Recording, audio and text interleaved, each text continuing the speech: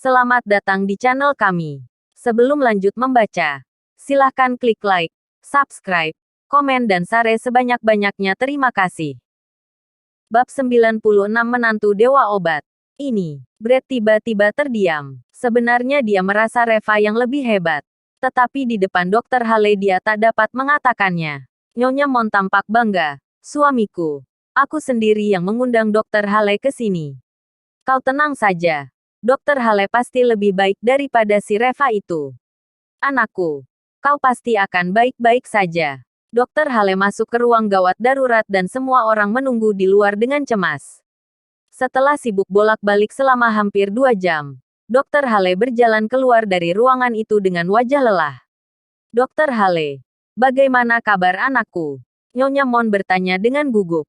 Dr. Hale menghela nafas. Luka Erik terlalu parah bahkan jika Dewa Daluo yang berada di sini juga sulit untuk menyembuhkannya. Apa? Nyonya Mon langsung roboh ke lantai.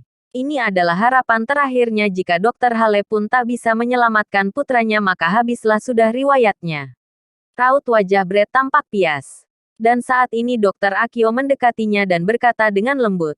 Direktur Mon, mengapa kau tidak meminta Dr. Li datang saja? Siapa tahu dia bisa menyelamatkan putramu. Mata Brad langsung berbinar-binar. Ya, Reva, siapa tahu saja dia benar-benar bisa memberikan kabar baik untuknya. Untuk apa memanggil Reva? Teriak Nyonya Mon dengan marah. Dr. Hale saja tak bisa menyelamatkan putraku. Memangnya Reva ini punya kemampuan apa hingga bisa menyelamatkan orang? Apakah kalian mengira keterampilan medisnya jauh lebih baik dari Dr. Hale? Dr. Akio terdiam dan tak dapat berkata-kata. Status Dr. Hale cukup tinggi sehingga dia tidak berani asal bicara. Tetapi tak disangka-sangka Dr. Hale mendekati mereka dan bertanya dengan penuh semangat. Reva yang kalian bicarakan ini adalah Reva yang mana? Apakah dia seorang pemuda belia? Semua orang yang berada di sana tampak tercengang. Brad kemudian bertanya dengan ragu. Dr. Hale mengenalnya. Dr. Hale mengangguk dengan penuh semangat. Aku juga pernah bertemu dengan Reva. Dia sangat ahli dalam dunia medis tetapi aku tak tahu apakah Reva ini sama dengan yang kalian katakan tadi. Brad dan Dr. Akio saling memandang. Pria belia yang ahli dalam keterampilan medis. Kalau begitu sudah pasti orang yang sama. Brad segera memberi tahu garis besar penampilan Reva dan Dr. Hale pun tampak terkejut. Ini memang benar dia. Ini benar-benar dia. Nyonya Mon berkata dalam kepanikannya dengan suara gemetar. Dr. Hale, Anda pernah bertemu dengan orang bermargali ini. Lancang, Dr. Hale dengan marah berkata. Beraninya kau tidak sopan terhadap Tuan Li. Aku, Nyonya Mon dengan canggung berbisik. Apakah Anda pernah bertemu dengan Reva? Dr. Hale berkata dengan wajah yang penuh kekaguman. Aku cukup beruntung pernah bertemu dengannya sekali. Lalu jika keterampilan medismu dibandingkan dengannya, itu bagaikan langit dan bumi. Ujar Dr. Hale dengan tegas. Di depan Tuan Li, keterampilan medisku sama sekali tak ada apa-apanya. Di seluruh negeri ini jika ada orang yang dapat menyelamatkan putramu kurasa satu-satunya orang hanyalah Tuan Li ini.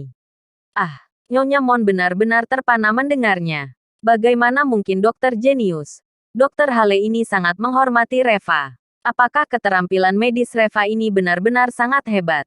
Dr. Akio dengan cepat berkata. Kalau begitu mengapa masih diam dan berdiri saja kalian? Tolong cepat panggil Tuan Li.